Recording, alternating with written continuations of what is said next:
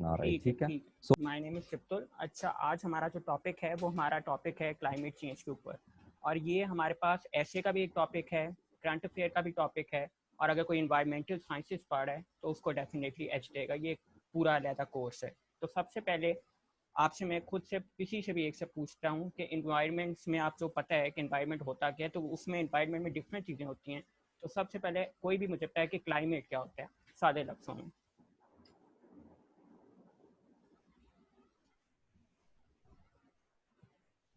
ये अरहम ना बताएगी, अरहम ना क्लाइमेट क्या होता है? सर मैं बताऊं? नहीं नहीं, जिनसे पूछा है वो वही बताए, मैं जरा डिफरेंट स्टूडेंट से पूछूंगा।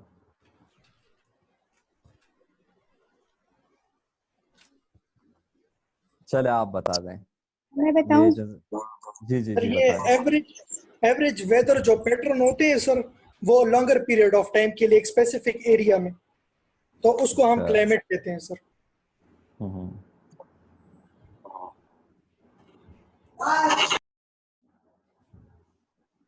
यार आप रिपीट कर सकते हैं, मुझे आपकी आवाज़ क्लियर नहीं आई। जी मैं कह रहा था कि हम जो एवरेज वेदर पैटर्न्स वगैरह लेते हैं ना एक पर्टिकुलर एरिया का for a longer period of time, तो इसको क्लाइमेट कहते हैं, और जो शॉर्टर पीरियड होता है उसको हम वेदर कहते हैं। बिल्कुल, एक्सीलेंट एक्सीलेंट, बिल्कुल आपने सही बताया। अच्छा, मैं भी यहीं से शुरू करता हूँ। अभी हम डिटेल पे आते जाएंगे कि किस तरह वक्त के साथ साथ हमारा क्लाइमेट चेंज हुआ। तो मैं अभी यहीं से शुरू करता हूँ कि हमारे पास इन्वायरमेंट के अंदर वेदर और क्लाइमेट एक ऐसी चीज़ है जो आप लोग हर रोज़ न्यूज़ में हर तरफ सुनते रहते हो। तो क्लाइमेट और वेदर में जो बेसिकली डिफरेंस होता है ना हमारे पास, वो यही होता है कि जो वेदर हम कहते हैं वो किसी एक दिन का मतलब शॉर्ट पीरियड ऑफ टाइम के लिए होता है, रादर देन क्लाइमेट जो आपके पास होता है वो एक लॉन्गर ड्यूरेशन के लिए होता है, जिसका मैंने साइड में लिखा हुआ है over more than 30 years.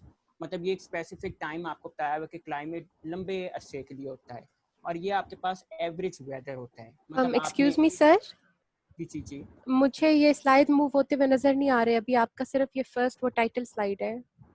Exactly first ही नजर आ रहा है, सब काइंडली इसको जरा वो ओके करें। Okay okay okay.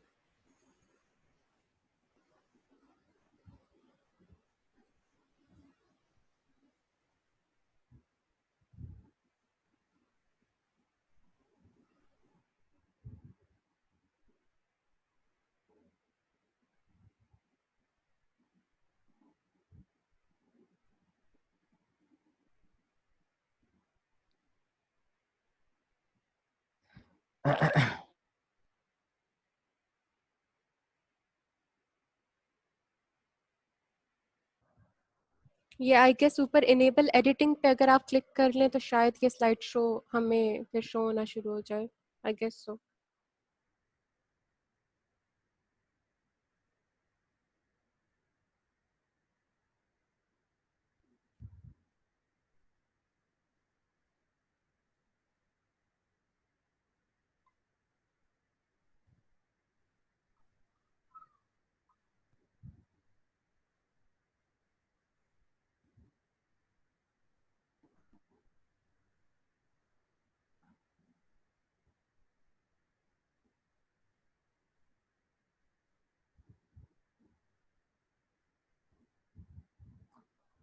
Thank you so much, ठीक हो गया, इंट्रोडक्शन आ गया। Okay okay, thank you. अच्छा, ये इंट्रोडक्शन जो था पहले मैंने आप इसको इग्नोर इसलिए कर दिया था कि अगर मैं आपको शुरू में ये सारी बातें बताना शुरू कर दूंगा, इस स्लाइड पे मैं एंड पे आऊँगा। जब मैं सब कुछ बता चुकूंगा ना तो आपके लिए इजी होगा इसको कॉम्प्रिहेंड करना, बिकॉज अगर मैं शुरू में आपको बता दिया इस चीज़ का कि क्या क्या हुआ जेनेरिक, तो आपके बहुत से भी क्वेश्चन आप मतलब इंटेंगल्ड हो जाओगे। तो मेरे ख्याल में हम इसको स्लाइड को मिस करा के आगे भी जा रहा हूँ। चलो ओके गुड। सर सिर्फ एक बात पूछनी थी, ये मेरे तरफ कोई इशू है कि सर की आवाज़ ज़रा स्लो आ रही है? मैं ऊंचा बोल लेता हूँ अगर आपको आवाज़ थोड़ी स्लो आ रही है। अच्छा, ये मैं स्लाइड की बात करने लगा था कि क्लाइमेट जो है हमारे पास वो लॉन्गर ड्यूरेशन के लिए होता है as compare to the weather. अगर मैं एक बात कहूँ कि मैं एक दिन का आपको मौसम बता रहा हूँ जो हम आम डिफरेंट डिपार्टमेंट से सुनते रहते हैं, वो भी हम आगे पढ़ेंगे, तो वो जो चीज़ होती है वो वेदर होता है। हम कहें आज का मौसम अच्छा है तो मतलब I am talking about the weather. But if I am talking about the climate तो मैं एक लंबे ड्यूरेशन के लिए काम कर रहा हूँ। मतलब वो होता कैसे है कि डाटा 1 साल का लिया, 2 साल का लिया, 3 साल का लिया और एवरेज निकाल के मीन हम बता सकते हैं कि इस मुल्क में या इस एरिया में किसी जगह पे भी कि मौसम में रहता कैसा है। ठीक है, अब इधर एक स्पेसिफिक कुछ बुक्स कोट करती हैं कि 30 ईयर्स का मोर देन टाइम होता है जिसमें हम क्लाइमेट को डिफाइन करते हैं। वेदर जो है और इस क्लाइमेट में फ़र्क क्या है कि वो थोड़े अरसे के लिए होता है और क्लाइमेट ज़्यादा अरसे के लिए होता है। आगे इसके कुछ फैक्टर हैं, डिफरेंट फैक्टर हैं, इससे ज़्यादा भी हैं, मैंने कुछ लिखे हैं कि मतलब जो डिपेंड करता है वो लैटिट्यूड पे करता है, एलिवेशन पे करता है, नियर बाय वाटर पे करता है, ओशन करंट्स पे करता है और प्रिवेलिंग विंड्स पे करता है। अब आप में से कुछ लोगों को अगर किसी ने ज्योग्राफी वगैरह का थोड़ा आइडिया होगा तो उसे लैटिट्यूड और लॉन्गिट्यूड का पता होगा, नहीं है तो मैं अभी सब कुछ क्लियर करता जाऊंगा। अब आपके पास जो अर्थ होती है ना हमारी, वो हमारी एक हम कट करते हैं सिंपल लफ्ज़ों में, I am not going to technicality कि भाई एंगल क्या होता है वगैरह वगैरह। मतलब एक हॉरिजेंटल लाइंस होती हैं, एक वर्टिकल लाइंस होती हैं। जो हमारे पास हॉरिजेंटली अर्थ को आपने कभी अगर मैप देखा हो, जो कट कर रहा होता है ना, तो ग्लोब जिसको हम कह रही होती हैं, तो वो हम लोग कह रहे थे 0 डिग्री पे, उसको हम इक्वेटर कह रहे होते हैं। और जो दूसरा होता है ना, जो 90 डिग्री होता है, जो इसके परपेंडिकुलर होता है, उसे हम लोग बोलते हैं प्राइम मेरिडियन। अब इन दोनों में फ़र्क है, इन दोनों में 90 एंगल है। एक आपके पास लैटिट्यूड में आता है जिसको हम पैरेलल्स भी बोलते हैं, और दूसरा जो होता है वो 90 डिग्री होता है। अब लैटिट्यूड से मौसमों पे फ़र्क कैसे पड़ता है, मतलब क्लाइमेट पे कैसे फ़र्क पड़ता है, अब वो आपके पास डिविजन्स हैं। फॉर एग्जांपल अब आपके पास ऐसे हैं कि आपके पास 3 दुनिया मेन रीजन्स में डिफाइन है। ठीक है, अब 0 से लेके 23.7 नॉर्थ और 23.7 साउथ पे, जो शुरू में रेफरेंस मेरा क्या है, इक्वेटर। ठीक है, अब वहाँ से जो ऊपर एंगल है वो हमारे पास ट्रॉपिक ऑफ कैंसर और कैप्रिकॉर्न है। इसको हम जेनेरिक बोलते हैं ट्रॉपिक्स रीजन, जो पाकिस्तान जिसमें लाए करता है। उसके बाद हमारे पास दूसरा रीजन आता है मेरिडियन बोलते हैं, और उसके ऊपर जो आपके पास रीजन आता है वहाँ जो बिल्कुल जो बर्फ़ वगैरह है वो अंटार्कटिका वगैरह पोलर रीजन्स आती है। अब आपके पास ये कैसे है, ये लैटिट्यूड अगर मैं डिटेल में थोड़ी सी जाऊँ तो होता क्या है कि इधर जो एरिया है आपके पास पाकिस्तान में 4 मौसम हम कहते हैं आते हैं। ठीक है, आपको पता है सबको वो क्या क्या है। ठीक है, अब ये इक्वेटर के जब करीब हैं, आपके पास इक्वेटर के जो करीब हैं, इसकी भी एक ज्योग्राफी में टर्म होती है। अगर हमें ये पता है इक्वेटर के करीब है, मतलब क्या है कि सूरज आपके बिल्कुल ओवरहेड, जिसको हम कहते हैं सर पे है ना, इक्वेटर के करीब वाली कंट्रीज पे। अब आपके पास जब सूरज इधर करीब है तो उधर क्या होती है, गर्म हवाएं चलती हैं, जिसका कोस्टल लाइन हम अक्सर कहते हैं हवाएं चल रही हैं। अब वो क्या होता है कि जो गर्म हवाएं होती हैं ना, अब वो जब चली उससे वगैरह वगैरह हुआ, अब इसे प्रोसेस पूरा एक प्रोसेस है जिसको मैं बहुत शॉर्टली बताऊंगा क्योंकि वो डिटेल में जाने की ज़रूरत नहीं है। तो वो क्या होती है कि जब आपका वार्म एयर होती है ना, वो आपके पास ऊपर जाती है। ठीक है, अब ऊपर जब जाती है तो उसके ऊपर आपके पास प्रेशर कम होता है। जब आपके पास प्रेशर कम होता है, वो पूरे प्रोसेस से होने के बाद आपके पास बारिशें इस एरिया में कुछ ज़्यादा होती हैं, जो प्रेसिपिटेशन कहती हैं। तो इसमें एलिवेशन वाला जो पॉइंट है मैंने वो भी इंक्लूड कर दिया कि जब आपके पास ऊपर लो प्रेशर है तो आपके पास जब ऊपर जाएंगे तो डेफिनेटली, अगर आपको नहीं भी समझ आए तो बस ये कहें, ऊपर जब आप जाते हो तो आपके क्लाइमेट में चेंज आ रहा है थोड़ा बहुत। ठीक है, और वो चेंज आने की अगर कोई रीज़न बहुत डिटेल में पूछना चाहेगा तो मैं दोबारा भी एक्सप्लेन कर दूंगा पूरी डिटेल से क्या क्या एक एक चीज़ है। लेकिन अगर अभी भी कोई चाहता है कि पूरा एक्सप्लेन किया जाए तो मुझे आप बता दो, मैं इसको एक्सप्लेन करता हूँ। और अगर लग रहा है कि आगे मतलब नहीं ज़्यादा साइंस के अंदर जाना चाहिए तो फिर मैं आगे मूव करता हूँ। तो आप में से अगर एक कोई बता दे कि क्या एक्सप्लेन कर दूँ। सर जी जी मेरा एक सवाल है। जी जी आप पूछें कह रहे थे अभी के जो लाइटर एयर होती है ना वो ऊपर की तरफ जाती है। जी जी तो अगर फॉर एग्जांपल हमारे पास जो पहाड़ी जो हिली एरियाज है, ठीक है, तो यही है कि कोल्ड कोल्ड जो एयर होती है ना वो भारी होती है, वो अक्सर नीचे जमीन के साथ सरफेस पे होती है। ठीक है, तो जब हम उस साइड पे जाते हैं, ठीक है, हिली एरियाज पे, जी जी तो वहाँ तो चाहिए ये कि वो थोड़ा सा हाइटेड पे, तो चाहिए ये कि ऊपर है ना हमसे, तो जी गर्म हवाएं तो वहाँ पे होनी चाहिए थी ना, वहाँ पे ठंडी हवाएं क्यों है? वहाँ पे ठंडी हवाएं क्यों हैं? अच्छा, अब यार ये आपने भी जो क्वेश्चन पूछा है ना, इसमें अच्छा क्वेश्चन है। अब इसका क्वेश्चन का आंसर एक फैक्टर पे डिपेंड नहीं होता, मैं आपको आगे जब बताऊंगा। अभी जिस तरह आफ्ताब भाई पूछ रहे थे कि आपके पास अभी हम बोलते हैं बारिश आई, प्रेसिपिटेशन बोलते हैं, उसमें हज़ारों फैक्टर होते हैं। मैं आपको अभी आप सेपरेट पे, क्योंकि अगर मैं ये अभी बताने लग गया ना तो बहुत से जो हैं बेसिक बात पे भी कंफ्यूज हो जाएंगे। तो इस क्वेश्चन को मैं बिल्कुल एंड पे डिटेल में आपको शेयर करूंगा इसके बारे में, फिर इंशाल्लाह आपको बिल्कुल कोई कंफ्यूजन नहीं रह जाएगी। तो हाइट पे जिस तरह जाते हैं, मैं अगर थोड़ा सा इसके बारे में भी एक्सप्लेन करूं तो मैं आपको थोड़ा सा बता देता हूं। आप बात करो तो आपकी जो अर्थ है ना, जो आपका एटमॉस्फेयर है, वो 5 मेन लेयर्स में डिवाइड है। कुछ लोग 7 भी कहते हैं, लेकिन 5 जो हमारे इंटरेस्ट की हैं। सबसे पहले जो आप 10 से 20 किलोमीटर, डिपेंड करता है, कुछ लोग 12 तक भी कंसिडर करते हैं, उससे बोलते हैं ट्रोपोस्फेयर। उससे ऊपर आती है स्ट्रेटोस्फेयर, उससे ऊपर आपके पास आती है मीजोस्फेयर, उससे ऊपर आती है आपका थर्मोस्फेयर, उसके ऊपर आती है एक्सोस्फेयर। अब जो आपके पास सबसे पहले है ना, जहां आपके पास 90% ऑफ एटमॉस्फेयर कॉन्सेंट्रेटेड है, जिसे बोलते हैं ट्रोपोस्फेयर। अब ट्रोपोस्फेयर पे ऊपर जाते हुए आपके पास जो है वो टेम्परेचर जो आपके पास है, जिससे हम कह रहे होते हैं प्रेशर, टेम्परेचर और डेंसिटी, वो कम हो रही होती है, वॉल्यूम बढ़ रहा होता है। लेकिन स्ट्रेटोस्फेयर जो है, जो दूसरी लेयर है, उसमें एक अनोमलस इफेक्ट है, उसमें ऐसा नहीं होता, उसमें उल्ट होता है। अब वो उल्ट होने की वजह है, अब फिर उसमें साइंस में जाना पड़ेगा कि कन्वेंशन का फिनोमेना होता है उसके अंदर, तो वो आपके पास जो हीट नीचे ट्रैप होती है वो ऊपर जाती है, लेकिन वो फिर बहुत ज़्यादा हम साइंस में चले जाएंगे।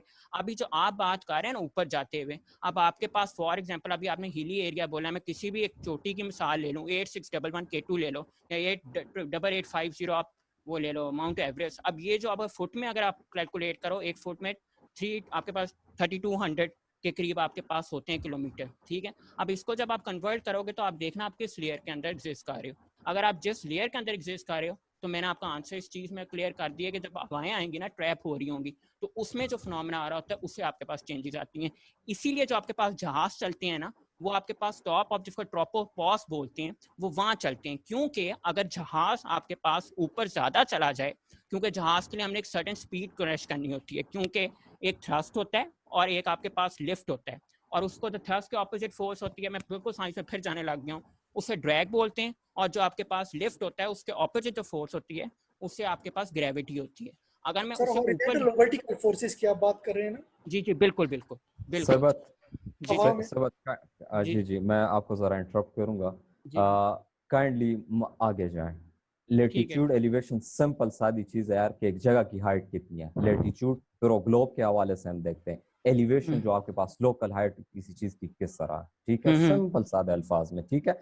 साइंस ठीक है। के टर्म्स जो है वो आगे आ जाएंगी, आपको फिर भी समझ में आया, सर मैं मेरा मतलब सवाल को क्लियर समझा हो दूंगा, गया ठीक सर, है। वो लेयर्स की बात थी सर, वो मैं समझ गया सर। असल में वो ठीक, चलो भाई थैंक यू। पूछ रहे थे, तो मैंने इसलिए मैंने पहले भी कहा था, चलो क्योंकि ठीक है, अगर मैं डिटेल में जाऊंगा तो बहुत से सारे कंफ्यूज हो नहीं जाएंगे। खैर ठीक है है, आगे। ज्यादा डीप ना जाया करे, बस वो फैक्टर्स बता ठीक, दिया करे बस। सही है सही है सही है। चलो ओके फाइन, वेरी गुड। अच्छा, हाँ अगला आपके कैरी पास ऑन। आता है, वो आपके पास आता है नियर बाय वाटर। बस आपको अगर करंट के लिए फैक्टर भी पता हो बस काफ़ी है, क्योंकि अगर कोई साइंस का नहीं तो बहुत ज़्यादा है। नियर बाय वाटर है, वो भी एक डिफरेंट पूरा फिनोमेना होता है। ओशन करंट्स हैं, एक आपके प्रिवेलिंग विंड्स हैं, हवाएं चलेंगी, इसी तरह के प्रोसेस। अगर कोई एंड में पूछना चाहेगा तो मैं आपको डिटेल से बता दूंगा। यही जो मैंने पहले डिफरेंस बताया कि climate is an average weather and usually refers to average weather condition over a long period time at least season वगैरह वगैरह, यही जो लॉस एंजल में है वगैरह वगैरह। Weather is what happening now और over some short period time, this hour, today, this week, near the ground वगैरह, ठीक है। तो ये मैंने आपको पहले ही डिफरेंस क्लियर कर दिया था। आगे आपके पास आता है क्लाइमेट चेंज, ठीक है। अब क्लाइमेट चेंज जो आपके पास है, इसको कहते हैं change of climate with the passage of time है। अच्छा, अब ये इंपॉर्टेंट बात है, क्लाइमेट में जो इंक्लूड हम कर रहे होते हैं फैक्टर, वो टेम्परेचर है, विंड है, प्रेसिपिटेशन है, लेंथ ऑफ सीजन है, strength and frequency of extreme events like drop and the frequency वगैरह। ये फ्रीक्वेंसी एक एक्स्ट्रा वर्ड लिखा हुआ है। तो इसके कुछ जिस तरह आप ट्रेंड्स बोल सकते हो, एविडेंस हैं, कॉजेज हैं, अफेक्ट हैं कि क्लाइमेट चेंज आपके पास होता क्या है। मतलब सादे लफ्ज़ों में कि जो क्लाइमेट में आपके पास, क्लाइमेट हम समझ चुके हैं कि जो चेंज आएगा उसमें with the passage of the time, it's called to be a climate change. अब जो आपके पास एविडेंसेज हैं, उसके पास जो आपके मतलब मुझे जिससे पता चलता है कि क्लाइमेट चेंज हो कैसे रहा है ना, तो ये कुछ एविडेंस मैंने कुछ लिखे आपको, मैं साथ साथ आपको रेफरेंस भी देता जाऊंगा कि कुछ मैं फिगर्स बोलूँगा, क्योंकि मैंने अभी इसमें इंडल्ज इसलिए नहीं की क्योंकि मे भी वो किसी के लिए याद रखना बिल्कुल मुमकिन ही नहीं होगी। तो मैं आपको जो लिखना चाहे वो लिख ले, जो ना लिखना चाहे वो इग्नोर कर दे। तो एविडेंस जो इसमें है, इंक्रीज इन ग्लोबल टेम्परेचर जो है, हमारा वक्त के साथ साथ टेम्परेचर बढ़ता जा रहा है। ये एक बहुत बड़ा सबूत है कि क्लाइमेट चेंज हो रहा है। जिस तरह आप लोगों ने, अगर किसी ने पढ़ा होगा कि पेरिस एग्रीमेंट में जो IPCC से एक हमारे पास जो ऑर्गेनाइजेशन है उससे आया था कि हमने इस सेंचुरी में 2 से कम रखना है। तो अगर मैं आपको एक फैक्ट दूं, national centre of environment information का है कि हम लेट 19th सेंचुरी से हमारे पास 1.62 डिग्री फ़ारेनहाइट या 0.9 डिग्री सेल्सियस जो टेम्परेचर है वो इंक्रीज कर चुके हैं। तो ये मैंने अब उनका फैक्ट दे दिया कि इंक्रीज ग्लोबल टेम्परेचर हो रहा है। और इसी तरह अभी हम आगे करेंगे कि इनको काउंटर करने के लिए भी टेक्निक्स हैं जो मैं आपको आगे बताता रहूँगा। तो उसका सबसे ये पहला पॉइंट फिर से रिपीट कर सकते हैं प्लीज? जी जी बिल्कुल, नो प्रॉब्लम। अच्छा, आपके पास मैंने पहले एविडेंस दिया कि क्लाइमेट चेंज हो कैसे रहा है। उसकी सबसे बड़ी वजह है कि आपका दुनिया का टेम्परेचर बढ़ रहा है। टेम्परेचर बढ़ने की बहुत सी वजह हैं, जिस तरह मैं कह सकता हूँ ग्लोबल वार्मिंग, कुछ भी बहुत सी चीज़ें, गैसेस जा रही हैं वगैरह वगैरह। तो मैंने बस इतना बोला कि जो आपके पास टेम्परेचर बढ़ा है ना लेट 19th सेंचुरी से, वो आपके पास बढ़ा है 0.9 डिग्री सेल्सियस। और ये जो मैं आपको फिगर बोल रहा हूँ, ये मैंने जहाँ से पढ़ा था वो national centre of environment information से। इसी तरह आपके पास मैं डिफरेंट आखिर में लिंक सारे दूंगा, वो आपको पता होगा कहाँ कहाँ से क्या जगह से आप उठा सकते हैं इन्फॉर्मेशन। इसी तरह आपके पास अगला जो है एक सबूत, वो है वार्मिंग ऑफ ओशन। ये सबको पता है, मतलब हम जेनेरिकली प्राइमरी से पढ़ते आ रहे हैं, मतलब बहुत 5-6 से कि भाई क्या क्या हो रहा है। अब वार्मिंग ऑफ ओशन जो है, मतलब आपको नाम से पता चल रहा है, तो इसमें भी आपके पास 0.4 डिग्री फ़ारेनहाइट 1969 से बढ़ा है। और यही जो पहले मैंने अदारा बोला है, उसी अदारे का फिगर है। इसी तरह श्रिंकिंग आइस शीट, ठीक है। अभी जिस तरह हम लोग कह रहे होते हैं कि जनाब आइस शीट पर गई है, ग्लेशियर्स काम पे गए हैं वगैरह वगैरह। अब ये भी जो है मतलब वक्त के साथ साथ आपके पास फिगर, अगर मैं फिगर बोलना चाहूँ तो यही है कि आपके पास ग्रीनलैंड ने 286 बिलियन टन आपको पास मतलब रेज किया है 2016 से, 1993 से 2016 तक। और इसी तरह आपके पास अंटार्कटिका में 127 बिलियन है, ठीक है। तो ये है। अब ग्लेशियर जो है 127 बिलियन क्या यूनिट यूनिट? जी जी, tons of ice per year. ठीक, गुड। इस तरह यूनिट क्लियर कर देना ताकि ओके ये लिख लें। Okay okay. इसी तरह आपके पास ग्लेशियर रिट्रीट है। अब आपको पता होगा, मैं चलें किसी से पूछता हूँ इंफॉर्मेशन के लिए, कि आपके पास दुनिया का सेकंड नंबर का सबसे बड़ा ग्लेशियर कौन सा है? किसी को अगर पता है तो बताए। फर्स्ट तो ये मैं सबको ही पूछता हूँ, एक सेकंड, ये मैं पूछता हूँ, ये वो बंदा कहेगा। ये क्या है? नाइला कौन सा है? ये इसका आंसर क्या है? जो इन्होंने क्वेश्चन किया इसका आंसर क्या है? नाइला खान।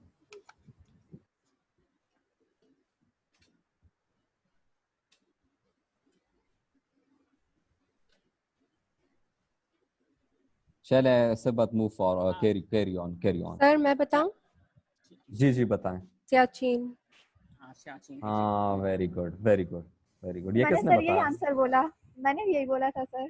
सर हुरिया चलो ने। Okay, good, very good. चलो ओके, वेरी नाइस। ठीक है, कैरी ऑन। जी जी। अब आगे आपके पास जो अगला फिगर है कि डिक्रीज स्नो कवर है, ये जो 0.3 to 5 है तकरीबन एक ही पॉइंट है, लेकिन अगर आपने इनको मतलब एक ही में भी आप घड़ी हेडर में भी लिख सकते हो, वो भी कम हो रहा है आपके पास। इसी तरह सी लेवल आपके पास जो है वो राइज का है। अब आपके पास अगर मैं इसका फिगर बोलूँ तो आपके पास तकरीबन ग्लोबल लेवल पे हम बोलते हैं कि एक रिसर्च पेपर मैंने पढ़ा था, अमेरिकन रिसर्च पेपर था, कि 8 इंच मतलब 20 आपके पास 20.32 सेंटीमीटर के करीब आपके पास सी लेवल इंक्रीज कर गया ग्लोबली, ठीक है। ये अगर रिसर्च पेपर एंड पे रेफरेंस होंगे कहते हैं तो मैं बता देता हूँ। Proceeding of national academy of science of United states का एक पेपर था 2018 का। इसी तरह high frequency of extreme events, तो आपके पास अब आपको पता ही है कि जो आपके पास एक्सट्रीम इवेंट्स आ रहे हैं, जिस तरह अब आपके पास सुनामी आई थी 2004 में, इसी तरह आपके पास रिसेंट इवेंट्स आप डिफरेंट देख लो 2010 से सुनामी पाकिस्तान। कहाँ पर आई, कहाँ पर सबसे ज्यादा इम्पैक्ट पड़ा था इस सुनामी का? 2004 का? ये मैंने सर बताना है, आप इनसे पूछ रहे हैं? नहीं, बताए, मैं आपसे अच्छा, पूछ रहा हूँ ना कि वो मैं पार्टिकुलरली किस एरिया में आया था। इंडियन ओशन में सबसे ज्यादा था उसका इम्पैक्ट। चलो फाइन, वेरी फाइन, उसके बाद ओके। आपके पास 2010 के फ्लड्स हैं, जिसने बहुत ज़्यादा मतलब पाकिस्तान को तहरीक में सबसे ज़्यादा बदतरीन फ्लड्स थे, मतलब 10 बिलियन का नुकसान। आपके पास अगर आप FCC की वेबसाइट खोलो तो आपको वहाँ से एक रिपोर्ट मिलेगी, तो आपको पता चल जाएगा अभी तक पाकिस्तान ने ओवरऑल तौर पे 31 बिलियन फ्लड्स के तौर पे मतलब उसके पीछे कर चुका है। और 10 बिलियन पाकिस्तान ने सिर्फ उस फ्लड की वजह से अपने आप को मतलब नुकसान हासिल किया था, और बहुत हज़ारों लाइफ वगैरह वगैरह।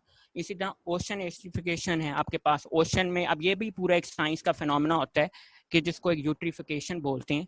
और मतलब आप सिंपल लफ्ज़ों में ये समझ लो कि अगर जब आपके पास ये जो केमिकल्स वगैरह आपके पास पानी में मिलना शुरू हो जाते हैं ना, तो उसके पीछे काफ़ी केमिकल रिएक्शन है और पानी आपके पास गंदा हो जाएगा वगैरह वगैरह। तो वो भी क्लाइमेट चेंज की एक बहुत बड़ा सबूत है।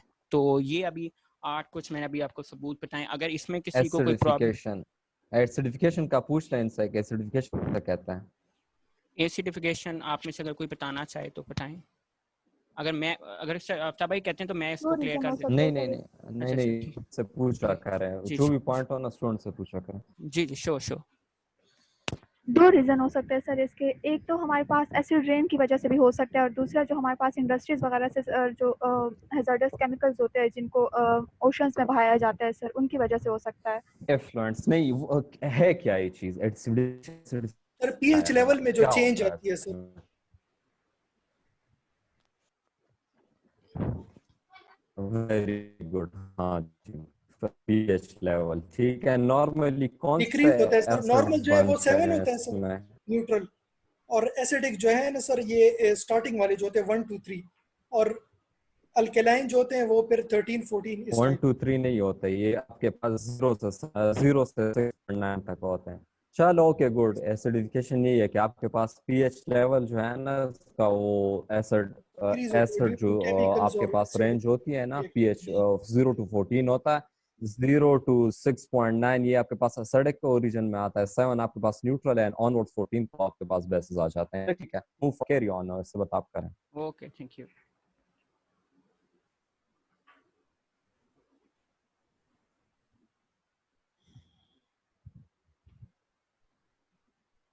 अब आपके पास इसके जो है मैंने मतलब कॉजेज लिखे हैं कि मतलब क्लाइमेट चेंज होने के कॉजेज क्या है ना आपके पास। तो कॉजेज तो बहुत ज़्यादा हो सकते हैं, तो मैंने उसको दो जेनेरिक कैटेगरीज में डिवाइड कर दिया था। एक जो आपके पास ग्रीन हाउस इफेक्ट है, और एक ग्लोबल वार्मिंग जो इकट्ठा एक फिनोमेना है, वो भी सर ने पूछा भी था स्टार्ट में। और ह्यूमन एक्टिविटीज़ भी हैं। अब ह्यूमन एक्टिविटीज़ में अगर हम कहें तो सबसे पहले जो मैं अगर आपको मिसाल देना चाहूँ तो मतलब डिफॉरेस्टेशन है। मतलब इस तरह आप कह सकते हो क्लाइमेट चेंज करने की बहुत ज़्यादा बड़ी वजह है। इसी तरह जो हम मेनली 6 गैसेस जो है ना, आपको 6 याद होनी चाहिए। जो 6 गैसेस हैं जो आपके पास ग्रीन हाउस गैसेस में मेन पार्ट प्ले करती हैं, वो हम लोग रिलीज कर रहे हैं। इसी तरह हम लोग मतलब भाई व्हीकल्स हैं जो हमारे पास, वो भी पोल्यूशन की वजह है। तो इसकी डिफरेंट है। अब हम आगे जब जाऊंगा तो मैं पूरी डिटेल से एक एक हेडर को डिस्कस करेंगे। और ग्रीन हाउस और जो ग्लोबल वार्मिंग है वो हमने डिटेल में डिस्कस करना है, तो वो भी उसी टॉपिक में कवर हो जाएगा आगे भी आपके पास। अब इनके से जो आपके पास नुकसान हो रहे हैं, अभी मैं उस पर थोड़ी रोशनी डालता हूँ कि उससे क्या हो रहे हैं, अफेक्ट्स एंड थ्रेट्स हैं। सबसे पहले जो फ्रीक्वेंट वाइल्ड फायर्स हैं, अभी आप सबको पता होगा कि जिस तरह लास्ट सितंबर से हमारे पास जो ऑस्ट्रेलिया में था, वो बहुत ज़्यादा वाइल्ड फायर का जो आपने शोर भी सुना होगा, तो वो जो है उसकी अभी रिसेंट एग्जांपल है कि वाइल्ड फायर्स हो रही हैं। और वो भी हमारे पास बहुत बड़ी मिसाल है क्लाइमेट चेंज की। और उसमें आपके पास तकरीबन हम अगर मैंने फैक्ट्स जहाँ से एक जगह से पढ़े थे कि वो 27 मिलियन एकड़ है, वो जनाब उनकी लैंड हमारे उनके ऑस्ट्रेलिया में ज़ाया हुई है। और 1.25 बिलियन एनिमल्स वो आपके पास अफेक्ट हुए। और 50 के लगभग लोग थे और 2500 के घर थे। ये जो हैं ये चीज़ें आपके पास उस फायर ने सिर्फ अफेक्ट की हैं। और ये सिर्फ नहीं है कि ये फायर की वजह से आपके पास ये आता है। अब मैंने 4 पॉइंट लिखा हुआ है, social political and economic upset. ये बहुत बड़ी वजह है। अब मैं आपको सोशली एक छोटी सी, मैंने भी 4 पॉइंटर पे आ गया हूँ कि साथ ही क्लियर हो जाएगा। अब फॉर एग्जांपल कि आपके पास जितना क्राइसिस आए हैं, तो लोगों का जो माइंड सेट होगा जो उस एरिया में, ये साउथ वेल्स अगर यूनिवर्सिटी का किसी ने नाम सुना है तो ये साउथ एरिया को ज़्यादा ऑस्ट्रेलिया में इफेक्ट किया था। तो ये जो सोशल आपके पास उधर के जो लोग रहने वाले, में एक डॉक्यूमेंट्री देख रहा था कि एक मतलब जो लोग थे नियरली, वो उनके जो प्राइम मिनिस्टर ने विजिट किया, तो आप यकीन मानो बहुत डेकोरेटिव किस्म की लैंग्वेज यूज़ कर रहे थे उसके बारे में। और वो इलेक्शन भी शायद हार जाए इन्हीं वजहों से, शायद जीत भी जाए, मैं ये नहीं कह रहा। तो उसमें क्या है कि लोगों का माइंड सेट चेंज हो जाता है, उनको जब दुख पहुंचा है कि हमारी चीज़ें, और वो गवर्नमेंट पे कहीं ना कहीं आता है ये कि पॉलिसी सही नहीं थी, वो नहीं, तो पोलिटिकली भी आपके पास होता है। उसके बाद इकोनॉमिकली इतने जो नुकसान हो गया तो उससे भी फ़र्क पड़ेगा। और फिर जो आपके पास सबसे बड़ी है कार्बन साइकिल, आप लोगों ने नाम सुना होगा कि इसमें से जो रिलीज होगी 400 मेगा टन के करीब कार्बन डाइऑक्साइड इसने रिलीज की है, जो अभी एस्टिमेट है आपके पास। तो अब ये जो पूरा कार्बन साइकिल चलेगा, फिर वो जाएगी, फिर ऊपर आएगी, तो उससे ज़्यादा फिर अगले साल में भी या कुछ सालों में उससे ज़्यादा ट्रेमेंडस फायर आपके पास आ सकती है। तो ये एक पूरा साइकिल चलता रहेगा। तो ये फ्रीक्वेंट वाइल्ड फायर के कुछ रेपरकशंस मैंने आपको बताएं कि ये उसमें हुए। अब आपके पास लॉन्गर पीरियड ऑफ ड्रॉप। अब ये जो है आपके बलोचिस्तान में सुनते हो, दुनिया में बहुत सी जगह पे सुनते हो कि मतलब ये आपके पास आ रही हैं, ये भी क्लाइमेट चेंज की थ्रेड है। अब इस तरह आपके पास ट्रॉपिकल स्टॉर्म्स हैं, साइक्लोन्स हैं, बहुत टाइफोन्स हैं, डिफरेंट हरिकेन्स हैं, आपने हज़ारों नाम सुने। अब आपको कुछ पता भी होंगे, कुछ इंडियंस नाम भी रखे हुए हैं अजीब किस्म के। तो इसी तरह जो बांग्लादेश का मैं अक्सर याद करता हूँ कि जो इलेक्शन था उससे पहले जो आया था, उससे भी एक अक्सर मिसाल देते हैं कि हमारी कंट्री टूटने में उसका बहुत बड़ा हाथ आएगा। तो वो भी जो चीज़ है, मतलब ट्रॉपिकल स्टॉर्म्स हैं। अब ये ट्रॉपिकल इधर बोल रहे हैं, ये भी मैंने आपको जेनेरिक टर्म क्यों यूज़ की हुई है, अब स्टॉर्म्स ही समझो इसको। अब हम हॉर्रेंडस इम्पैक्ट्स ऑन द बायोडाइवर्सिटी, ये भी खासी। अब बायोडाइवर्सिटी आपको ये चीज़ है कि मतलब डिफरेंट, मतलब एनिमल्स हैं, उसके बाद प्लांट्स हैं, जितने भी लिविंग थिंग है, डिवर्सिटी मतलब बायो की, बायोलॉजिकल थिंग्स की, तो ये भी आपके पास अफेक्ट होती है। जिस तरह मैंने आपको बताया है कि आपके पास काफ़ी ज़्यादा स्पीशीज है, मुझे एग्जैक्ट नंबर याद नहीं, कि जो ऑस्ट्रेलिया में लाया करती हैं। अब बहुत से जो आपके पास WWF ने इंडेंजर बोले हुए थे, जिस तरह पांडा है फॉर एग्जांपल, अब वो जो हैं अगर उनमें से वो सारे ही उसकी वजह से ख़त्म हो गए फॉर एग्जांपल, तो उसके बाद आपके पास बायोडाइवर्सिटी भी ख़त्म हो रही है। उसके बाद अगर मैंने इधर कुछ नहीं लिखी हुई, कॉरल रीफ जो आपको पता होती हैं वो अफेक्ट होती हैं, उनमें ब्लीचिंग अफेक्ट आ जाता है। उसके बाद अगर मैं बता रहा था कि जिस तरह हमने शुरू में डिस्कस किया है कि यूट्रिफिकेशन का फिनोमेना होता है कि ओशंस में जा रही हैं, तो जो महरीन लाइफ है वो आपके पास बहुत ट्रेमेंडसली अफेक्ट होती है इसकी वजह से। तो ये वेरी कुछ गुड, हैं। ठीक है, वेलकम। एक सेकंड में आसिफत में एक क्वेश्चन पूछता हूँ, बायोडाइवर्सिटी किसे कहते हैं? एक सेकंड, मैं जिससे पूछूंगा वही जवाब देगा। यार ये चीजें मैं इसलिए आप लोगों से पूछ रहा हूँ ना कि ये मामूली चीजें आपको लगती हैं लेकिन बहुत ही कंफ्यूज करती है आपको पेपर में। ये जिससे मैं पूछूं वही जवाब देगा। कायनात बायोडाइवर्सिटी किसे कहते हैं? आसान अल्फाज में जो भी आपके जहन में आए। बायोडाइवर्सिटी किसे कहते हैं? ये तो बहुत ही आसान सा टर्म है, हम 7-8 क्लास की बायोलॉजी में सुनते चला आ रहे हैं। और मैं बताऊं? नहीं नहीं, जिससे मैं पूछता हूँ यार, आई विल मेक श्योर कि हर किसी को मौका मिले, ठीक है?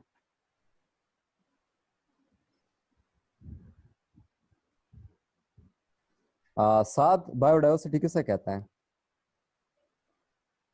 सात फटा। सर वैरायटी एक तरीके से ऑफ एक डिफरेंट यार, थिंग्स। एक जगह में लिविंग ऑर्गेनिज्म की वैरायटी की क्या डिस्ट्रीब्यूशन पैटर्न्स है, इसे बायोडाइवर्सिटी कहते हैं। सिंपल सादी सी बात है, ठीक है? चलो ओके, सबत काइंडली शेयर कर दो। हाँ तभी मैं कर रहा जी हूँ, मैंने रिकॉर्डिंग भी ऑन कर ली। चलो okay, fine fine fine, let's continue. अब सबको स्क्रीन नज़र आ रही है या नहीं अभी तक? जी जी स्क्रीन नजर आ रही है नजर। Okay okay, thank you. अच्छा, अगर कोई पीछे से, मुझे लग रहा था कि थोड़ी मैंने स्पीड ज़्यादा पकड़ ली थी, अगर कोई बात समझ नहीं आई तो वो भी आप एंड पे दोबारा पूछ लेना, नो इशू इन दैट। अच्छा, अब हमारे पास इफेक्ट्स ऑफ क्लाइमेट चेंज, ये जो मैंने आपको पहले अभी बताया है, इसकी कुछ पिक्चर्स हैं, मतलब ये हम कर चुके हैं। अब आपके पास आता है एटमॉस्फेयर कॉम्पोजिशन। अब ये जो टॉपिक है ये थोड़ा सा जोग्राफी के रिलेटेड आ जाता है, जोग्राफी के।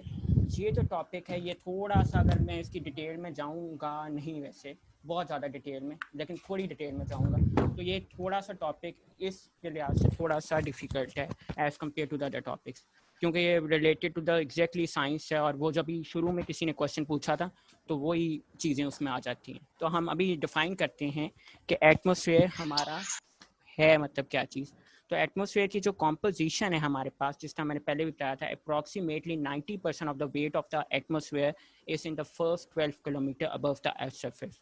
Major gases in the atmosphere include nitrogen, सबको पता है 78%, ऑक्सीजन 21%, आर्गन 0.9%, कार्बन डाइऑक्साइड 0.03%। ये जो भी फिगर है ये आपने याद रखनी है, ये एंड पे काफ़ी कंट्रोवर्शियल होती जाएगी। And water vapours in varying concentration in lower few kilometres. अगर मैं आपको इसका रफ फिगर दूँ तो आपके पास 1 to 4 आप लोग कह रहे होते हैं कि मतलब 1 to 4% आपके पास वाटर वेपर्स भी होते हैं, ठीक है? आपके पास आगे हम चलें तो अब आपके पास आती हैं लेयर्स ऑफ द एटमॉस्फेयर।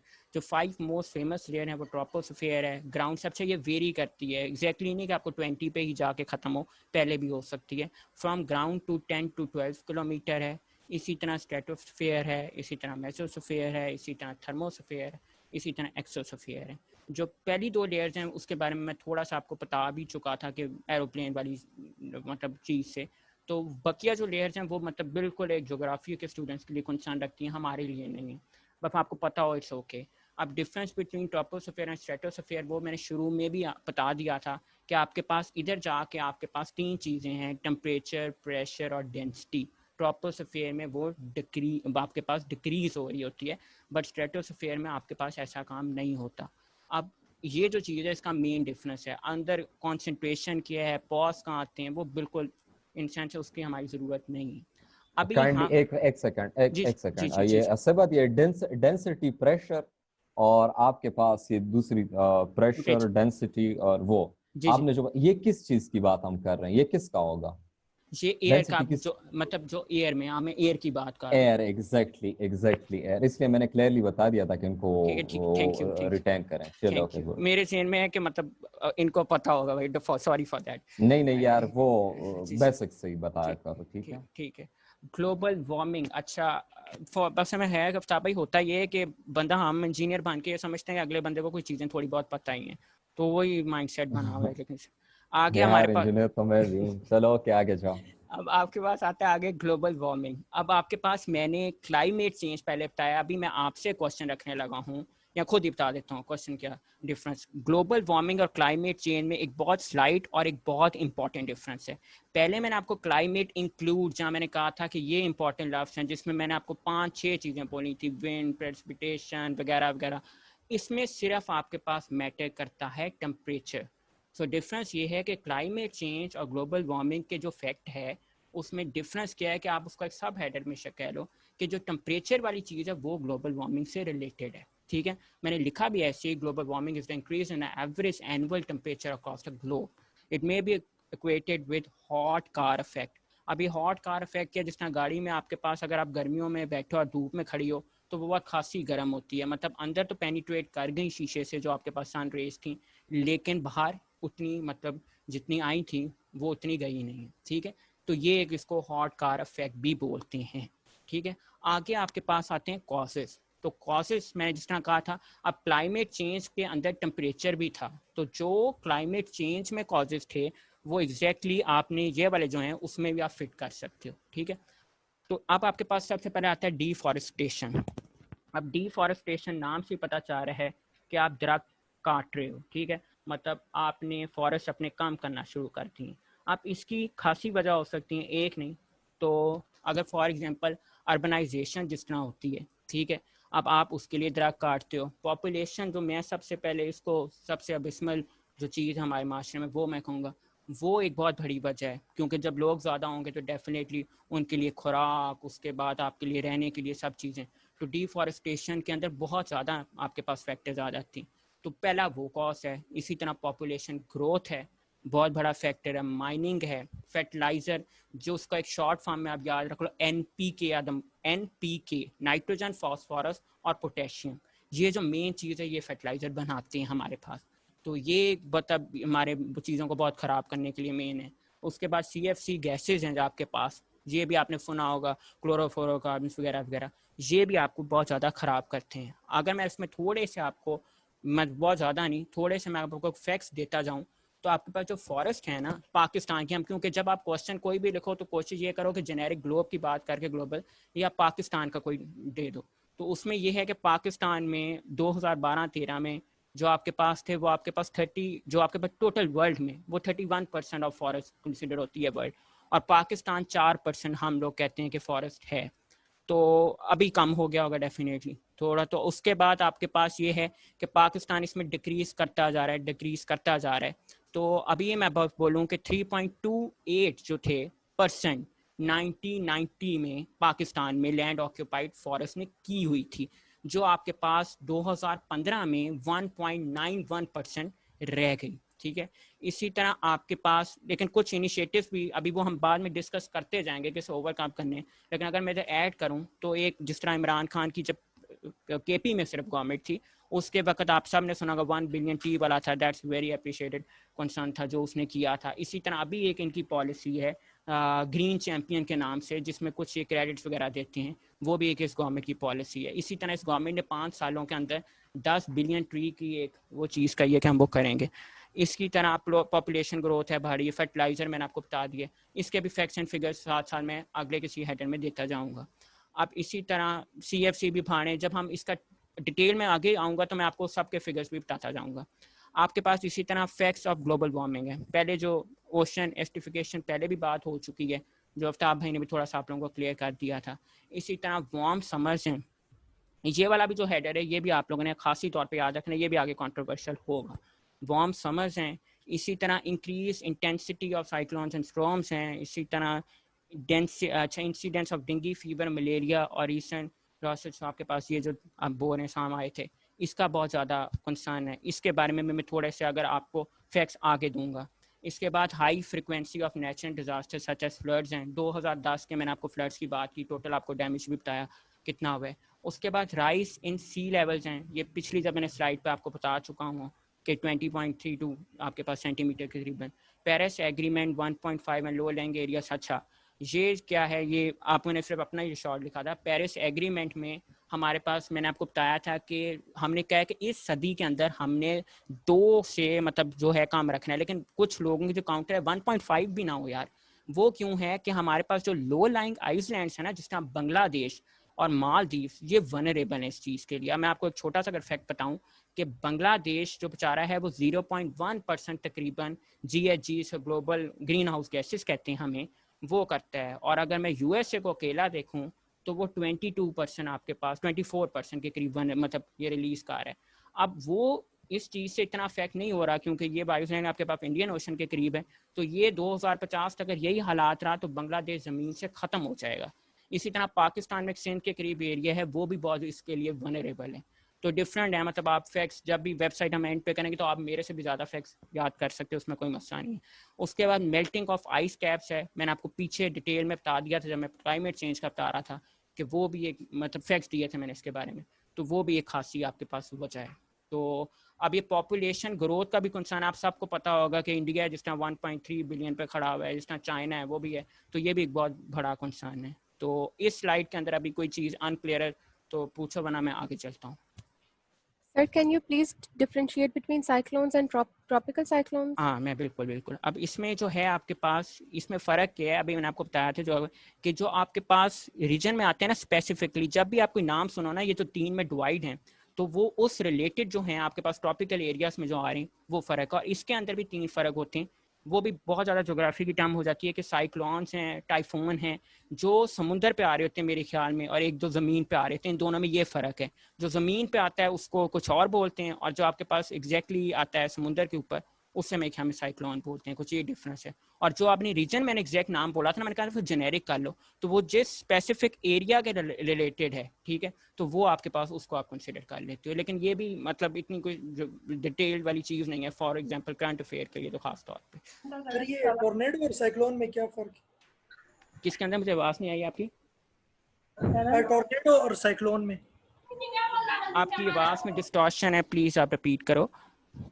जी मैं कह रहा था जी कि ये साइक्लोन में और टोर्नेडो में क्या फर्क है? मैंने वही बताया कि एक जो होता है ना, मुझे अब एग्जैक्ट याद नहीं है, एक जो है वो ज़मीन के ऊपर आता है और एक पानी के ऊपर आता है। वो आप सर्च करके देख लेना, इन दोनों में इतना ही फ़र्क है। वो ज़्यादा भी डिटेल्स आपको पता चल जाएंगी, लेकिन मुझे इतना ही भी फ़र्क पता है इसके बारे में। आफ्ताब भाई अगर आपको इसमें ज़्यादा फ़र्क पड़ता है तो प्लीज़ आप बता दें।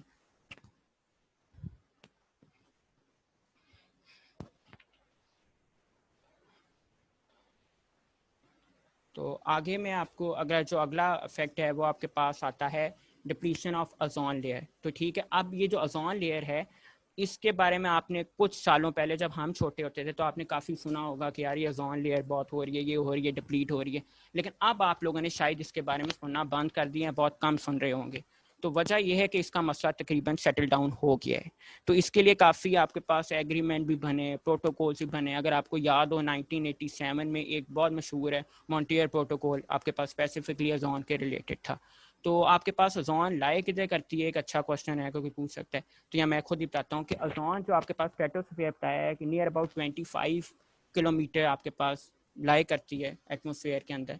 और वो आपके पास क्या है कि आपके पास जो है, हम लोग अक्सर बात करते हैं यूवी रेडिएशन, क्योंकि अगर हमारे पास जो सन है ना, मतलब जो आ रही हैं शुआएं आती हैं जिसको सन लाइट आप बोल रहे हो, वो इलेक्ट्रोमैग्नेटिक स्पेक्ट्रम है। अब जिस बंदे ने अच्छी फिजिक्स पढ़ी है उसको डेफिनेटली पता होगा इलेक्ट्रोस्पेक्ट्रम है क्या। उसमें आपके पास 8 डिफरेंट वेवलेंथ की आपके पास जो होती हैं वेव्स आपको कह लो वो होती हैं। अब उसमें आपके पास जो सन से जो आ रही होती है ना ज़्यादा, वो आपके पास या तो विजिबल में लाइक आ रही होती हैं या नियर इंफ्रारेड में आ रही होती हैं और अल्ट्रा वायलेट में आ रही होती हैं। तो ये जो लेयर थी उसकी जो अल्ट्रा वायलेट वाली चीज़ को थी उसको रोक रही होती थी। तो ये कि वो स्किन के लिए डैमेजिंग और डिफरेंट उसके अफेक्ट्स थे। तो इस वजह से ओजोन लेयर हमारी ज़िंदगी में इंपॉर्टेंस रखती थी। तो वो आपके पास डिप्लीशन हो रही थी। तो ये एक लिखा हुआ पॉइंट। उसके बाद affect on the food chain, definitely ये अफेक्ट करेगा फूड चेन के ऊपर, क्योंकि जिस तरह मैंने आपको बताया कि यूट्रिफिकेशन का फिनोमेना है, कि जिस तरह ओशन एक्टिफिकेशन भी हम बोल कर रहे हैं कि जनाब समुद्र में, अब आपने 2-3 बच्चों ने वजह बताई थी कि भाई ये चीज़ आ रही है, ये आ रही है, उसके डिफरेंट हज़ारों फैक्टर्स होते हैं कि किस तरह आ रही हैं, बहुत से तरह से आ सकती हैं। तो वो आप बस ये सोच लो कि एक एसिड आया है, कुछ भी आया, तो उसने आपके पास आके मेरीन लाइफ को डिस्टर्ब किया, और मेरीन लाइफ को डिस्टर्ब नहीं किया, उसके अंदर पूरा साइकिल होता है, उसने पूरे इकोसिस्टम को इनफैक्ट डिस्टर्ब किया होता है। तो उसकी वजह से भी फूड, क्योंकि अगर मछलियाँ मरती हैं तो वो इंसानों की भी खुराक है, प्लांट्स की भी खुराक है, पूरा सिस्टम आपका इकोसिस्टम डिस्टर्ब होता है। ग्लेशियर रिट्रीट के बारे में बात कर चुका हूँ। डिवर्सिफिकेशन, जिस तरह मैंने आपको बताया कि हम लोग अर्बनाइजेशन वगैरह वगैरह, अब वो डिफॉरेस्टेशन और डिवर्सिफिकेशन में एक फ़र्क है। मतलब आप जिसको बंजर का लफ्ज़ उर्दू में बोल रहे होते हैं ना, कि डेजर्ट जैसी चीज़ बना रहे हो, कि मतलब आपने ज़मीन की जो एक जो फर्टाइल होती है ना, फर्टिलिटी, वो कम हो जाना, मतलब वही खत्म हो जाना, बिल्कुल बंजर हो जाना। इसकी 2 मेन वजह हैं, जिसको आप लोग सॉइल एरोजन, उसके बाद मतलब सॉइल डिग्रेडेशन बोलते हो। उसकी वजह क्या होती है? तो 2 मेन वजह हैं आपके पास, एक वाटर लॉगिंग और एक आपके वाटर सैलिनिटी होता है। अब इसमें फ़र्क क्या है कि वाटर लॉगिंग आपके पास, अगर कोई डिटेल में पूछेगा तो मैं वो बता भी दूंगा कि जो ज़्यादा एक्सेसिव ऑफ पानी की वजह से हो रहा होता है, डेफिनेटली वो आपके पास लॉगिंग वाला फिनोमेना होता है।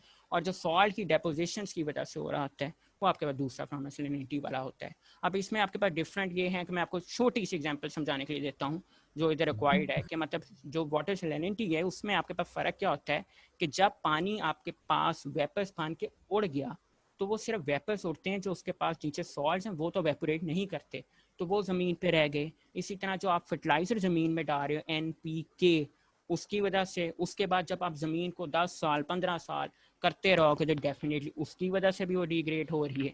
तो ये चीज़ें, अगर पानी आपने ज़मीन में ज़्यादा डाल दी, जिस तरह हम लोग करते हैं। अब मैं आपको एक छोटा सा अगर इंटरेस्टिंग फैक्ट बताऊँ कि आप सिर्फ चीनी, जो शुगर केन आप कहते हो, उसमें आपने 1 किलो उगाने के लिए 1 kg जिसको आप कहते हो, वो 1500 से 3000 आपके पास जो आपको लीटर पानी चाहिए होता है। अब हमारे पास वाटर शॉर्टेज, जो हम कहते हैं वाटर मिसमैनेजमेंट का कंसर्न ये है कि हम देखो क्रॉप्स कौन सी गुजारें, जितना आगे आपके पास शुगर हो गई, इसी तरह राइस हो गया, वो आपके पास 1200 to 1500 के करीब ले रहा होता है। तो ये वजह आपके पास लीटर्स, अब इतना ज़्यादा पानी मतलब आप लगा रहे हो, तो उसकी वजह से भी सॉल्ट आ रहे हैं, और उसकी पानी जब ज़्यादा हो जाएगा तो वाटर कंटेंट है वो भी ज़मीन में ज़्यादा हो जाता है, तो उससे बाद वाटर लॉगिंग आती है। ठीक है, अब इसी तरह एसिड ज़मीन में आ जाए तो आपके पास एसिड रेन है, उससे भी हो सकती है। तो ये मैंने कुछ आपको फैक्टर्स बता दिए। इसके बाद increase in water borne diseases. ठीक है, आपके पास जब आप गंदा करी जा रहे हो, पानी की कमी भी होगी तो भी आएंगी बीमारियाँ, और जब आप गंदा पानी का तो डेफिनेटली बहुत आएंगी। इस तरह आप लोगों ने थर पार्कर और ये जैसे आपने हज़ारों रिपोर्टें भरी पड़ी हैं, तो बलूचिस्तान के कुछ एरियाज़ हैं तो वहाँ आपके पास ये बहुत ज़्यादा हैं। ठीक है, अब आपको अगर ये फैक्ट शायद पता होगा ही डेफिनेटली कि आपके पास बलूचिस्तान में, पूरे साउथ एशिया में मोटेलिटी रेट जो है चाइल्ड वाला, वो सबसे ज़्यादा कंसिडर होता है। अगर ये जो वेबसाइट थी इसका मुझे याद नहीं है, मैंने कहीं से पढ़ा था ये कौन सी वेबसाइट है। इसी तरह वाटर स्ट्रेस है। अब आपके पास वाटर स्ट्रेस, मैं मिसाल दे रहा था, अब ये है कि वाटर स्ट्रेस भी डेफिनेटली आपके पास इसके वाटर स्ट्रेस के भी इशू आ सकते हैं। उसके लिए एक इशू नहीं, हर चीज़ ये भी क्लाइमेट के रिलेटेड है, मतलब डिफरेंट एडमिनिस्ट्रेशन इशू भी हो सकते हैं, मिसमैनेजमेंट में हो सकती है, तो डिफरेंट आ सकते हैं। Decrease in flora and fauna, अब ये जो चीज़ है ये भी बहुत ज़्यादा मैटर करती है, मतलब ये तो प्लांट्स वगैरह हैं। अब पाकिस्तान, ये हर चीज़ के ऊपर पाकिस्तान में अगर कोई मेरे से क्वेश्चन भी पूछे कि सर हम लोग ये क्यों नहीं मतलब इसको बचा रहे, तो हर जो मैंने अभी आपको लफ्ज़ बोला है ना, इसके ऊपर एक आपके पास या तो डिपार्टमेंट अगर नहीं भी है ना, तो 100, 200, 10, 15 रिपोर्ट ज़रूर आ चुकी होंगी, या पूरा आपके पास एक एक्ट होगा। ये फ्लोरा और फौना पे भी इवन है। तो ये जो चीज़ें हैं मतलब हमने की हुई हैं, लेकिन फ़र्क किधर आता है, हम इसको इम्प्लीमेंट नहीं करते, सीरियसली इसको एड्रेस नहीं करते। अब इसी तरह फूड इनसिक्योरिटी है, ये भी एक बहुत ज़्यादा आपके पास कंसर्न है, क्योंकि पॉपुलेशन आप लोग बढ़ाते जा रहे हो, अपने रेजर्वाइज कम करते जा रहे हो। इधर मैं आप लोगों को एक छोटी सी टर्म बोलना चाहूँगा एनवायरनमेंट साइंस की, जिससे आगे मैं ज़रूर डिस्कस भी करूँगा, इकोलॉजिकल फैक्टर। अब ये शायद किसी ने सुना हो, इकोलॉजिकल फुटप्रिंट भी बोलते हो, फैक्टर भी बोलते हो। वो क्या है कि मतलब मैं ऐसे मिसाल देता हूँ ऐसे कि सीसॉ समझ लो दुनिया का, कि मतलब एक बोलते हैं हम बायो कैपेसिटी और एक आप बोलते हो इकोलॉजिकल फैक्टर या फुटप्रिंट। अब ये क्या है कि जो ज़मीन या पूरी नेचुरल रिसोर्सेज हैं वो जो आपके लिए पैदा कर सकती हैं ना, उसे आप बोलते हैं बायो कैपेसिटी, और जो इंसान की डिमांड है ना, उसे आप लोग इकोलॉजिकल फुटप्रिंट बोलते हो। अब अगर आपके पास ये फुटप्रिंट ज़्यादा चला गया और बायो कैपेसिटी कम हो गई, तो सिस्टम आपके पास, जिसका हम सिस्टम है, इससे बोलो कि पूरी दुनिया को आप सिस्टम समझ लो, आपका सिस्टम है वो अनसस्टेनेबल हो जाएगा। ठीक है, तो आपके पास अभी जो जा रहा है, मतलब वो अगर मैं आपको एक फिगर बोलूँ तो आप अभी 2.75 इकोलॉजिकल फुटप्रिंट पे खड़े हो, और जो आपके पास बायो कैपेसिटी है वो आपके पास सिर्फ 1.62 है। इसके लिए पूरा कैलकुलेशन करने के तरीके हैं, वेबसाइट्स हैं, आधारे हैं, तो मैंने आपको सिर्फ फैक्ट्स दे दिए। इसके रिलेटेड एक हम लोग कार्बन फुटप्रिंट भी बोलते हैं, वो इसके रिलेटेड एक इसकी सब कैटेगरी है, तो वो आ जाता है। तो ये फूड इनसिक्योरिटी मैंने ये बोल दिया कि if someone is pointing this thing तो वो इफेक्टिव होगा। तो आगे आ गया प्रिवेंशन एंड ह्यूमन एफर्ट्स। अब हम इसके लिए क्या काम करें, जिस तरह मैंने पहले भी बता दिया कि आपके पास पाकिस्तान लेवल पे भी हर जगह पे एक चीज़ है जिस आप कर रहे हो। अब यार ये किसी का माइक है वो प्लीज़ ऑफ कर ले, डिस्टॉर्शन हो रही है। अच्छा, प्रिवेंशन एंड ह्यूमन एफर्ट्स। अब वो क्या है कि check on the burning fossil fuel है, ठीक है। अब चेक मतलब आप फॉसल फ्यूल का आप डिस्करेज करो, कोशिश करो आप लोग रीन्यूएबल एनर्जी के सोर्सेज यूज़ करो जो जेनेरिक हैं। अब मैं जो हम लोग अक्सर कहते हैं ना प्लूटेंट्स कि जनाब चाइना बहुत ज़्यादा कर रहा है, इंडिया बहुत कर रहा है, हर कंट्रीज़ में इसके लिए भी दोनों साइड पे काम हो रहा है। उनकी भी मजबूरी है क्योंकि उन्होंने अपनी नीड्स फुलफिल करने के लिए फॉसल फ्यूल, आगे हम सारी एक थीरीज और एग्रीमेंट्स कॉन्फ्रेंसेस में पढ़ेंगे कि इसका सिबत काइंडली म्यूट ऑल, जी सबको म्यूट कर दो, मैं एक मिनट का सबको म्यूट कर दो।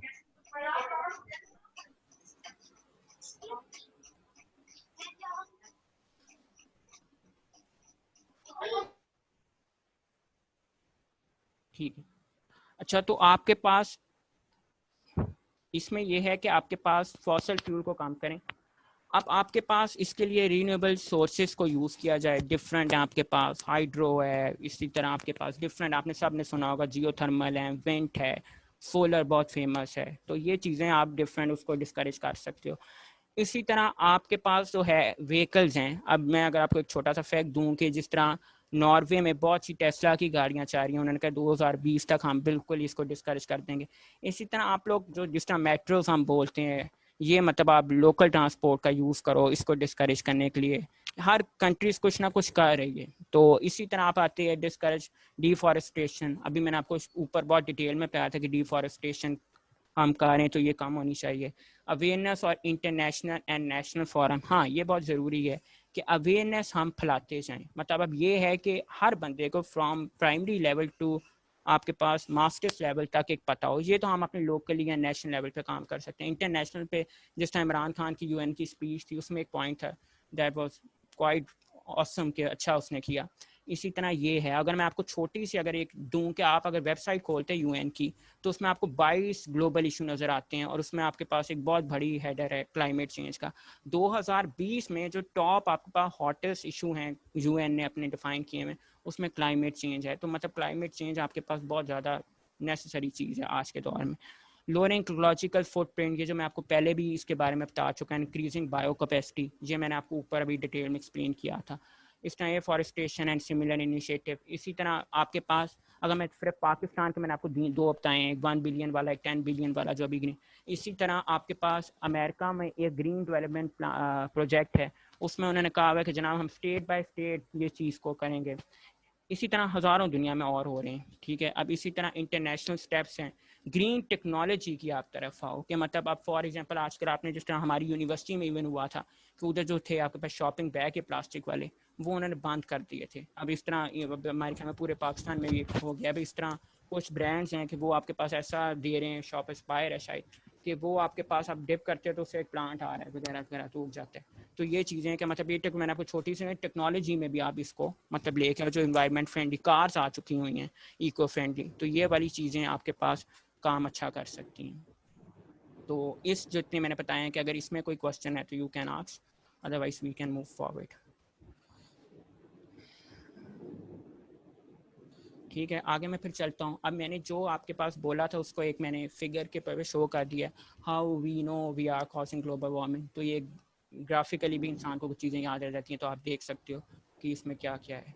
इसी तरह अब ये जिस तरह ये अभी आपको कुछ चीज़ें नज़र आ रही हैं इंटरेस्टिंग किस्म की, तो अब ये जिस तरह थर्ड पिक्चर है, ये मतलब अभी अगर अक्सर लोग पूछने लग जाते हैं कि एनवायरनमेंट, अब इसमें अभी देखो जिस तरह सिंध में अभी आजकल हुआ है, पूरे पाकिस्तान में मैं सिंध का अकेला नाम ले लूँ, अब उसमें भी है, उसमें भी अब वही चीज़ें हैं कि हमारे पास चीज़ें हैं लेकिन हम लोग उसको इम्प्लीमेंट नहीं करते। और वो किसी एक गवर्नमेंट का कसूर नहीं है, वो आपके पास शुरू पॉलिसीज़ और बहुत सी चीज़ों के फैक्टर पे है। तो एक सिर्फ गवर्नमेंट को देना वो मेरे ख्याल में इफेक्टिव आंसर नहीं होगा हमारे पास। If global warming continues, then that is a very awesome. 1/3 of the animal species will become extinct by 250. Many glaciers will disappear by 230. और ये आप पढ़ सकते हो आगे। इसी तरह व्हाट इज ग्लोबल डिमिंग। अच्छा, ये बहुत एक ईजी कॉन्सेप्ट है। अच्छा, अब याद रखो किसी भी चीज़ की दुनिया में कोई भी उसकी एक्सट्रीम्स बुरी होती हैं। अब आपके पास जिस तरह ग्लोबल वार्मिंग, अगर कोई कहे कि ग्लोबल वार्मिंग ही दुनिया की सबसे बुरी चीज़ है, नहीं, वो भी हमारी सस्टेन एनवायरनमेंट करने के लिए उसका भी कोई थोड़ा बहुत हमें पार्ट चाहिए।